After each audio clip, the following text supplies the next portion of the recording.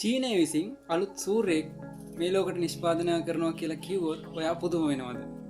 ඔව් පුදුම වෙන්න දෙයක් නෑ. අතර මේ වෙලාවේ සිද්ධ වෙන දෙයක් තමයි මේකෙදී තවත් තරුවක් විදියට සූර්යව අහසට යාවන්න නෙමෙයි මේ ව්‍යාපෘතිය නිර්මාණය කරන්නේ.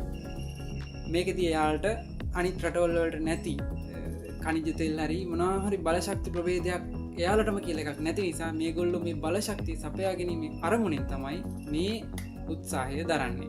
ඇත්තට මේක 1990 දශකයේ පටන් ගත්ත දෙයක්. 1990 අවුරුද්දේදී චීන රජය විසින් මේකට අවශ්‍ය අවසරය ලබා දෙනවා. CAS එමෙන්න Chinese Academy of Science නැමැති ආයතනය තමයි මේ වැඩේ පටන් ගන්න.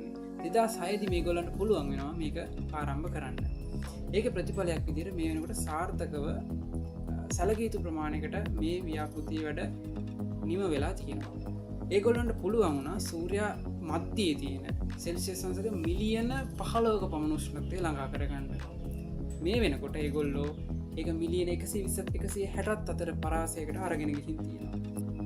EAST Experimental Advanced Superconducting Tacoma වගේ නමක් තියෙන මේ ව්‍යාපෘතිය ඇත්තටම පැරණි න්‍යෂ්ටික බලාගාරයක් වගේ ඒගොල්ලෝ ඒකෙදි යුරේනියම් භාවිත කරන්නේ නැහැ.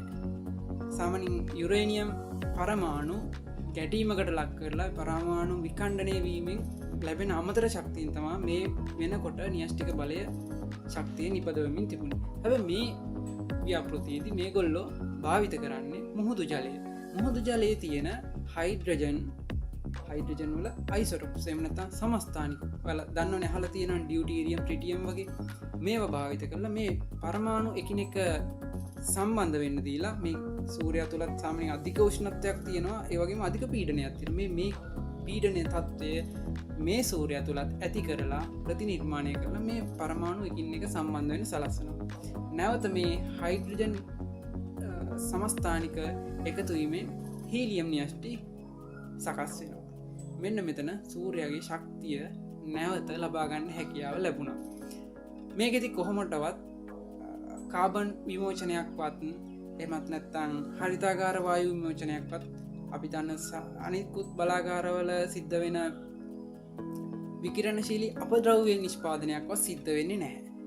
ඒ වෙනුවට ඉතාමත්ම ආරක්ෂාකාරී ඒ වගේම ප්‍රතිඵලදායක ඒ වගේම අධික පිරිවැයක් දරන මේ ව්‍යාපෘතිය මේ වෙනකොට ගොඩක් සාර්ථක ප්‍රතිඵල අත්කර ගනිමින් ඉදිරියට එනවා. ඇත්තටම චීනය විතරක් නෙමෙයි ප්‍රංශය වගේ රටවලත් මේවා ක්‍රියාත්මක වෙනවා.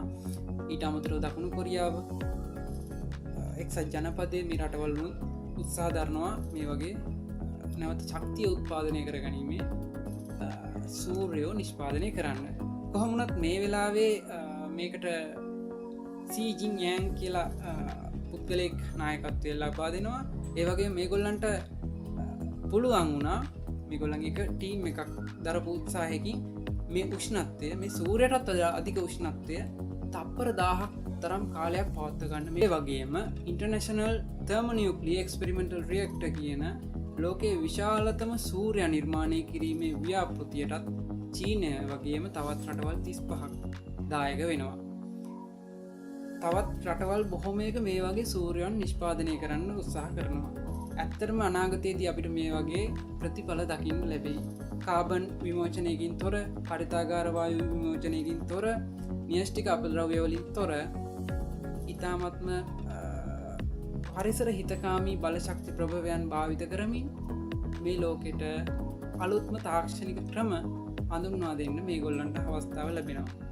ඒ නිසා මේවා ගැන දැනුවත් වෙන්න රිසර්ච් කරන්න හැම වෙලෙම අප්ඩේට් වෙන්න